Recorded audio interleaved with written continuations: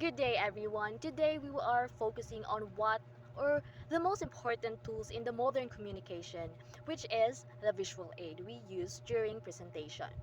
Whether you're presenting in class, leading a meeting, or pitching an idea, your slides can make or can break how your audience understand your message. So, many presenters create slides simply because they are required, but they forget something that is very important. Slides are not the presentation. You are. In this workshop, we will explore the essential do's and don'ts that will help you design a visual that support your message, keep your audience engaged, and make you look more confident and professional. Why visual aid matter? Let's start from something simple. So, why do we use visual aid? Um, Visual aid will help us deliver information faster, clearer, and more memorable. The human brain processes more or faster because of images. While in the text, it's not really that easy, but single visual can communicate an idea quicker than a paragraph.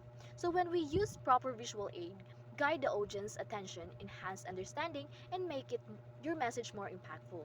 But when we use it poorly, it will be distracting and crowded layout, your visual become the enemy. Instead of helping your audience understand, sometimes they will feel or confused with your presentation. So do is keep it simple, and the first rule of an effective slide is simplicity. A clean slide with a few strong words or an image is more powerful than a cluttered one. Your audience should be able to understand your main point in 3 seconds or less. So when your slide is simple, the audience listens to you. When the slide is full of text, the audience read instead of listening. I want you to remember that your presentation is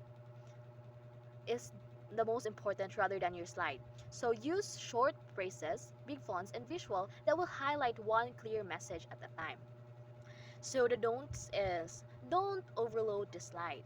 One of the most common mistake of a presenter is make it presenter makes it more putting more in the slide like full paragraph, entire definition, or something even more like essay.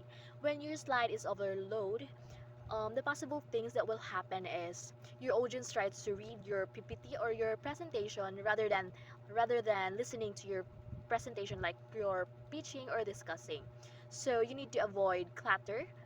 If something needs more explanation, you need to speak rather than writing it.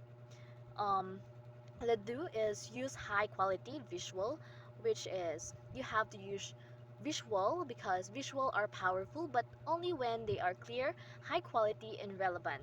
A blur photo or pixelated illustrator immediately reduce your credibility, while strong and clean visual will draw attention or help the audience understand the concept of your presentation, like the use of icons, images, and charts or diagram. So to keep them if your audience has the squid decode, the visual is not effective, like the font is so small, so they need to adjust. While the don't is use distracting style, which is with too many colors or over the top animations or multiple font styles, like it looks more chaotic than rather than professional. So when the slides become too flashy, the audience stop listening and start focusing on the design instead of message. So what you need to do is to avoid or combining too many elements, or choose 1 to 2 fonts to keep it more consistent, and use a color palette or minimal color that will make it more professional. The do is practice with your slides. A great presenter knows exactly their slides support their message, so practice when to click, when to pause, when to allow the visual to speak, and when to speak alone. Sometimes the most powerful part is a presentation is a blank slide. When the people look at you, not the screen. So, practicing with your visual aid ensure the smooth flow, confident delivery, and strong audience. To so in conclusion, we need to remember that the slides are not the stars of the shows. It is you and your presentation. That would be all. Thank you.